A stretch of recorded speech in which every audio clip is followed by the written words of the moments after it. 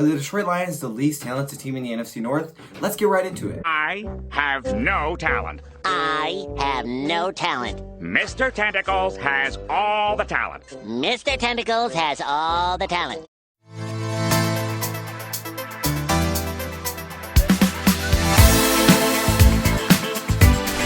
So we are going to be reacting to this article made by Max Demara. Max Demara made this article saying that the Detroit Lions are the least talented team in the NFC North. That is crazy in my mind. But again, I kind of want to read up on this. So this is my initial reaction before we get into the video, man. You guys already noticed, right? You already noticed what's going down. Shirt is in. And it's so clean. Like, if y'all want this shirt, you definitely have to go to the link in the description and check out the shop. But we also got the #OnePride down here on the back. It's so clean. Like, it's clean. Just check it out, okay? Let me just say that first and foremost because I'm feeling real comfy right now sitting down with this shirt on. Anyways, but let's get right into the video. Oh, before I start, thank you, Glover Quinn. He actually decided to retire today, like officially. So thank you, Glover Quinn. We kind of all knew it was coming, but you were awesome with the Detroit Lions. I'm not probably going to do a video on it, but I guess I can if you guys want to see this. So just let me know in the comments below. But let's get right into this. So saying that the Detroit Lions are the least talented team in the NFC North is kind of crazy to me, but let's get right into it. The NFC North is a group of death. Talent-wise, they are probably the least talented team in the NFC North. Wow. I believe the other three teams have improved defensively. Granted, we know we signed Trey Flowers. They need a lot more than Trey Flowers to stand up in Darius Slay. Okay. I think it's going to be very difficult year in year two for Matt Patricia and his staff. First of all, the Detroit Lions did more than just bring in Trey Flowers. So let's not just act like, even if we're just going to look at the defensive side of the ball, let's not just act like that all they did is bring in Trey Flowers and they were like, all right, we're done. Like, no, and plus, if your defense is so bad that you have to completely, like, tear it down, it doesn't make you a talented team the next season. It just means you had to restart. You really don't know what you have. So I'm assuming they're pointing to teams like the Packers that redid their whole defense. Yes, they redid their whole defense, and yes, on paper, maybe it looks a little bit better now. But that was the problem before, is that their defense was so bad they had to tear it down. And for the Detroit Lions, it's not like all they did was bring in Trey Flowers. You're forgetting Rashawn Melvin, who could be our number 2 cornerback. You're forgetting Justin Coleman, who was one of the best slot cornerbacks in the NFL. Like, you're forgetting the obvious ones. Then you're forgetting the draft. Like, we didn't have a draft. Like, we didn't take Jelani Tavai in the second round. Like, we didn't draft Austin Bryant. Like, we didn't draft Will Harris. Like, rounds 2, 3, and 4 weren't defensive players. So if you're going to bring up the defense, you might want to calm down a little bit. But let's now get into it, okay?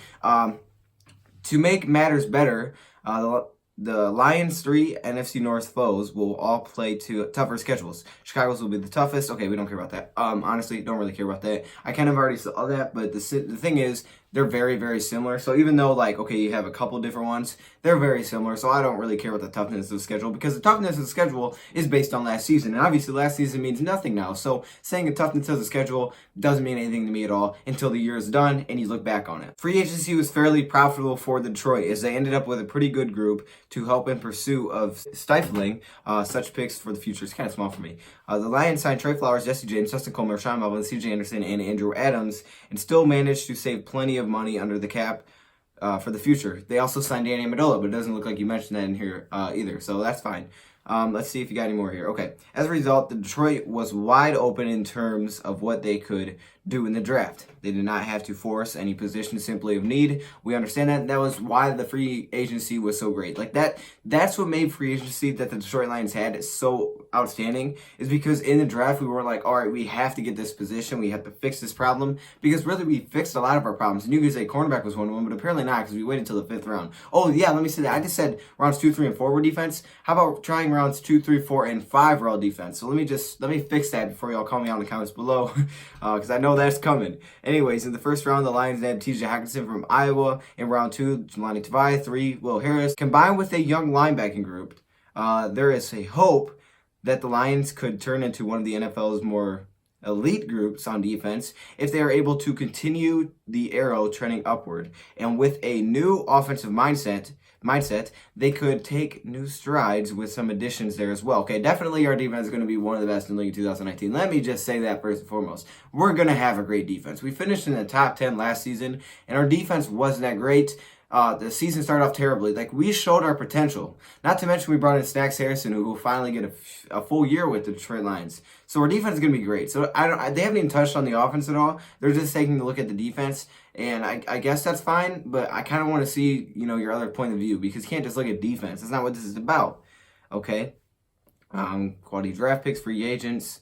In many circles, the Lions are being debated as a chick pick to be a successful underdog thanks to improvements they have made for the roster. Not here, though, where McFadden predicts only more of the usual pain for the team and the fans, despite plenty of hope for 2019. I'm sure you do. Oh, what? That's the end of the article? How is that the end of the article?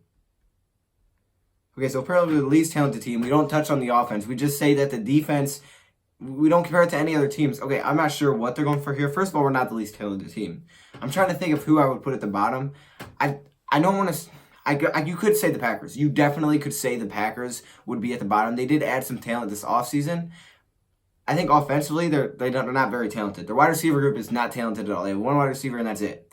Aaron Rodgers, he's not elite right now, at least in my eyes. Running back-wise, they're still questionable. Offensive line is questionable.